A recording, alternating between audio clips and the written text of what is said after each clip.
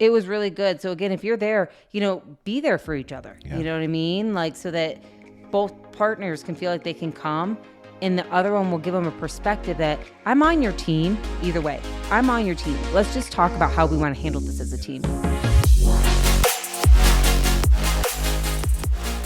Hello, everyone. We are Greg and Jacquie Francis, and welcome to High Performance Parenting, where our passionate goal is to encourage you to raise champion children in a crazy world. Every week, we will bring you multiple episodes from our extensive experience of raising our six happy, healthy, successful, godly kids who are confidently equipped to win big in life. We deeply believe that any parent who is provided with the right knowledge and continual support can raise amazing kids. And when they do, all of our futures get better. If raising up future generations of absolute champions matters to you as much as it does to us, here's how you can contribute. Like and share this podcast with everyone you know. And together, let's embrace this journey of raising champion kids in a crazy world. Alrighty. Well, we're going to shift gears on this next episode. We spent the last 3 talking about how to protect your kids' minds and standing up for them in that area. I gave a whole bunch of examples. Really good information, but really good talks. Sometimes I feel like we're working really hard on doing this stuff, and you and I, we've been so intentional about this for so long that now it's part of just what we do, you know. Okay.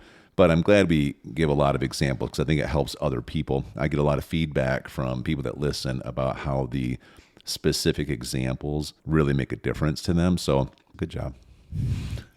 Pat ourselves on the back, babe. That's right. Yeah. Nice work. But I figure we could actually go into the topic now about managing emotions a little bit and how to handle that. Because, here we are again. We have twins that are 15. We have a 14-year-old. Twins are girls. 14-year-old girl. Also, we have a 12-year-old son. We have a 11-year-old daughter. Right? I mean, it's crazy. Your birthday's coming up here, like in a month. Gosh, aren't you so thankful I took care of getting all the good gifts? Yeah, I am thankful you do that. You're so good at it. Thank God. Oh man. And then of course we have our 5-year-old, but so there's a lot of transition happening right now. There's body changes, there's hormone changes, all stuff that's just natural in becoming an adult. And we don't adhere to the philosophy of, oh gosh, once all the girls are, handling their hormones each month, it's just going to be a nightmare. Right. We just don't, it doesn't have to be that way. No. So we don't even speak that. We don't expect that. Because of that, we don't deal with that. Yeah. But at the same time, I think it's less than just hormones. It's more just about just changes that are happening.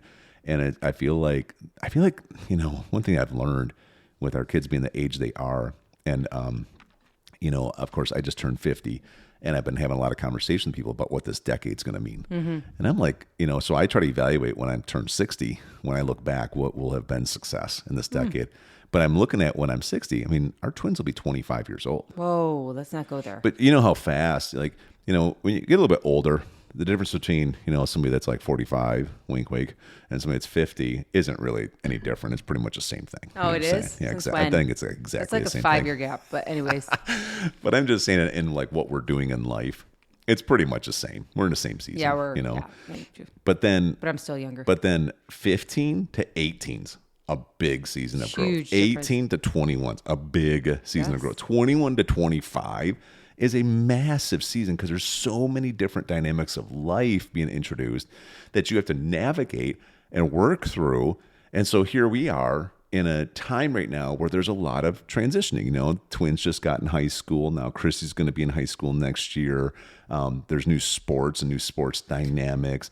Driving is coming up soon. And when we say high school, we mean high school sports and stuff. We homeschool. Yeah, we homeschool. Yeah, so not to be confused because we talk a lot about how we homeschool. So. Oh yeah, we cool school.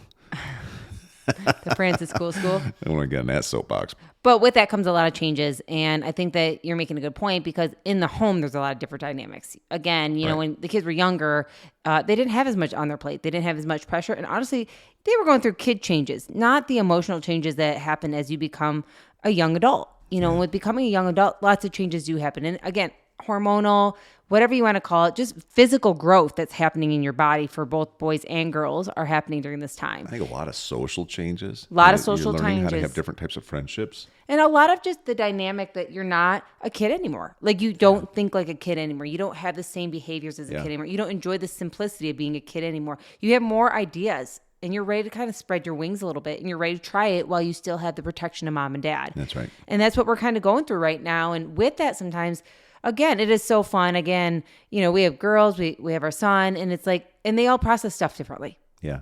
Each and every one of our kids process differently, And so when they're going through these changes and they don't know how to really communicate with it, it really can blow up in people's faces sometimes, and everyone handles that differently. I mean, it can blow up in my own face when I have these emotions that are happening in my life that are pressuresome. I don't know how to handle them sometimes, or you don't know how to. And we've kind of found our outlet and how to handle them when pressure is hitting us, but our kids haven't yet, and they don't get the freedom just to kind of get in their car and go to the gym and work out or to, take a break and go do something. They kind of have to process within the house because that's where we're all at. Yeah. So this last week or so, we've just been dealing with a lot of different moods, attitudes, reminding people of respect, how we handle things in our household. And because there's been so many changes going on, sometimes people get away with stuff sometimes for a little season.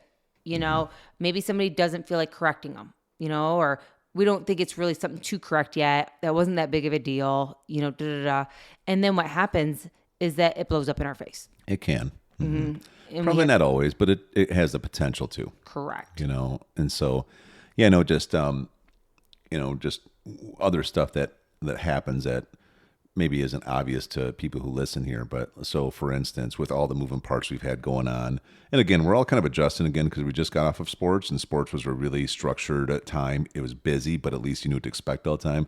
Now we have chosen, because it's what we like to do, is we take a couple month break. Correct. And instead of getting into more sports right now, which we get offered to left and right. It could be Jerusalem basketball, it could be North Flag football season, it could be whatever. All the clinics for tennis and golf. Sure. Yeah. Instead, though, we need a couple months, and then, of course, being us, we fill it up with all kinds of traveling and stuff. But it's family traveling, and we're going to take some trips. We're going to go visit some family. We're going to, even do some stuff for our church to serve that requires a little bit of travel, and we're going to go visit some friends. Yeah. Probably do a little fishing. Maybe go to Yellowstone. I know we're going up to some of the different areas in McCall with your parents, and so we still are busy, but it's different. So now you have this transition where schoolwork just kind of stopped, right? And sports just kind of stopped, and so now our kids are in a spot where all of a sudden they have a little bit more freedom. Which usually, I think we're all like this as people. Almost the more freedom and less structure we have, really quickly we can get kind of lazy, right? Yes.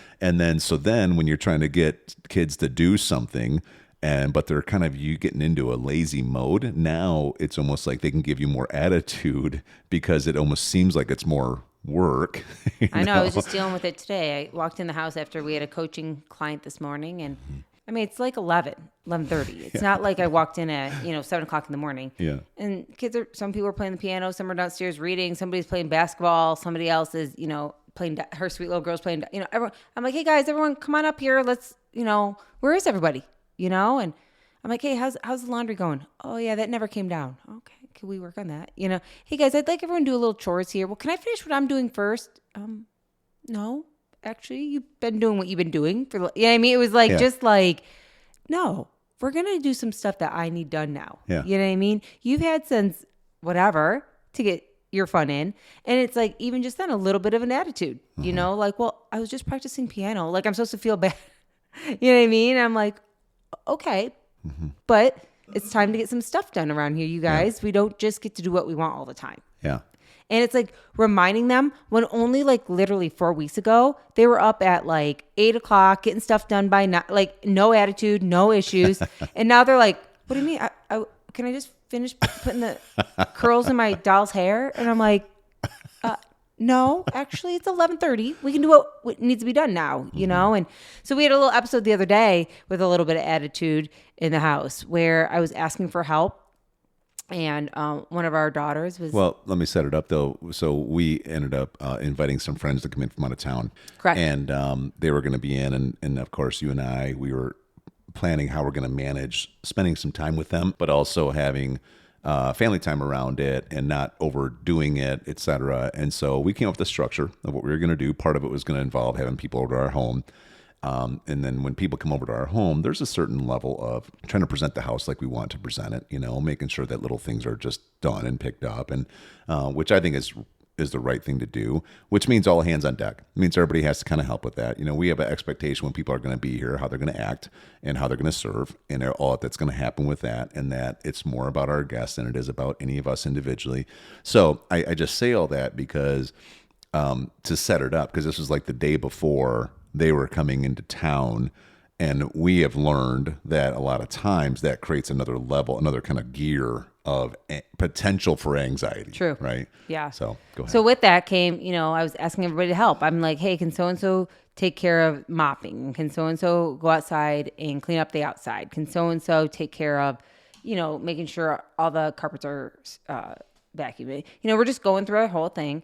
And one of our kiddos was starting to give me a little attitude about not wanting to do the chore that I chose for her to do. Mm-hmm. And I had chosen a chore that I thought actually she would be more appreciative than doing any of the others, because she didn't like many of the other chores, but a chore that had to be done. Yeah. Okay. So I got a little attitude. And she's a very diligent kid and super responsible and doesn't really fight a lot of stuff. Not like her. Yeah.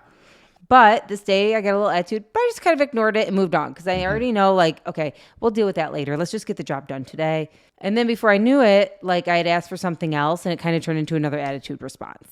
And I was kind of like, I'm starting to get fed up because in my opinion, everybody else in the house was not fighting me on stuff. And I felt like one was fighting me on stuff. Mm-hmm. By the third time, I'm about maxed. Mm-hmm. I asked for some help and it just felt like, again, the pushback was so strong that I had to take a breather. I literally said, I don't like how you're behaving right now.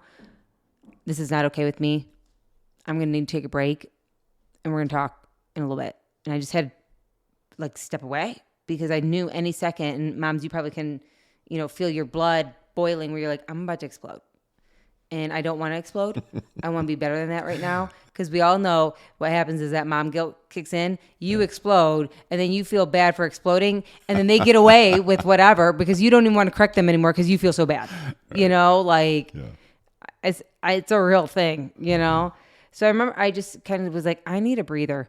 And then I think you were gone at the time when this all was going on. Yeah. And so you finally came home. I said, you got a minute? Because I want to talk about this before I come back and chat with her, and I explained the whole situation. Well, what you did was, you're like, here, come here, I need to talk to you. And then you point me to the front door, like, we need to go outside and talk. And of course, so now I feel like I'm going to get in trouble. Well, and I'm sitting here, my mind's racing, like, I'm not sure what I did. Why am I getting taken outside? I didn't even get a chance to tell you what you did wrong. Right, I was too concerned with what she did. Before we start, honey, I just want you to let you know I'm sorry. Okay. For what? Anyway, so yeah. So we started talking. Yeah. Mm-hmm. And I had to explain to you the whole situation. Yeah. Mainly because our kids always know when it gets to a level that is more heated than most, that we bring both you and I into the conversations. Anytime there's and you were in, like you said, you had some emotion going, and right. So we kind of call each other in, I almost with a way of, I don't know if I'm really ready to handle this, but I want to tell you what's going on because I know my judgment could be getting clouded a little bit with emotion, and it's a super mature thing to do, by the way. Is to just kind of wait. Totally. You and I get to talk. I'm coming in with a perspective that I didn't live it, so I have a little bit more of an unemotional perspective about the whole thing. And then we talked it through, and it was a good thing to do. It was really good. So again, if you're there, be there for each other. Yeah. You know what I mean? So that both partners can feel like they can come, and the other one will give them a perspective that I'm on your team either way. I'm on your team. Let's just talk about how we want to handle this as a team. And on top of that, one thing that's super helpful that I feel like you're really great about doing is you didn't come to me and just start saying, you won't believe what happened. You wouldn't blah, blah, blah, blah. You didn't just you didn't come with just let me vent to you. No. And let me just explain why I'm so right and the other person's so wrong. You didn't do that. You're just like, listen, I need to explain this because I need some perspective. You were really calmly said that to me because you were honestly and genuinely looking for that. And so then it was I don't know, I was just proud of you for that because it'd be easy not to do that. Yeah, especially with so many emotions running high. Mm-hmm. So, you and I did. We went in, we chatted with her, and she was ready to be chatted with. Like, I mean, you could tell that, like... Well, we talked about it a little bit. We kind of had a plan. And then, I don't remember what happened, but I got distracted, and I had to go out in the garage for a few minutes. Oh, it was something that I was helping Chrissy build. Something for her golf or something like that. So I'm out there kind of helping work through that. And then you came out and was like, hey, listen, I think we should need to have this conversation. Because she knew we were talking, and now she was starting to get a little bit emotional. You could tell that she wanted to have to vent about this a little bit. And so then after that, we had this great heart-to-heart. You know what I mean? We really had a chance to just chat about it and talk about it and kind of break it down. And she was able to express herself too. And it just went so smoothly once we both, all three of us really came together and had a chance to just talk it out maturely. Right. So it ended up being a victory. It did. Because once we got to talk and she got to explain her perspective, and it really kind of came down to it was a miscommunication on both ends. Right. And you were really super great about listening to her. She was really good about listening to you. Oh, yeah. And then, of course, you guys hugged it out fully. And, yes, you forgave. Me, her, and our dog, Molly. That's right. Molly did jump up there. And, you forgave her. She forgave you. Yeah. And you guys said your famous statement, which is what? Forgiven and forgotten. Forgiven and forgotten. Yes. It's like once you apologize, because she was like saying she was sorry. It's like, seriously, we don't carry this. We won't even bring it up ever again, you know? And you never have to feel bad about it again. It's not a big deal. Like we know who you are, and all is good and all is well. And it was really, nice. it's like when you handle these scenarios, at the end of the day, you get closer. Always. You really do. And it has the potential of being something that could build and be, almost like a resentment thing if you never address it. Totally. But instead, we kick Satan in the teeth and say, no, you're not hurting unity in this house. We're going to work through this, and we'll be stronger on the other end. Hey, everyone. Thanks for listening, and thanks for your love and support. We hope that today's episode added tremendous value to you and your family. It would mean so much to us if you would partner with us on our mission of helping parents around the globe raise champion children in this crazy world. To do so, simply take a moment to like and share this podcast with everyone in your network. See you next time.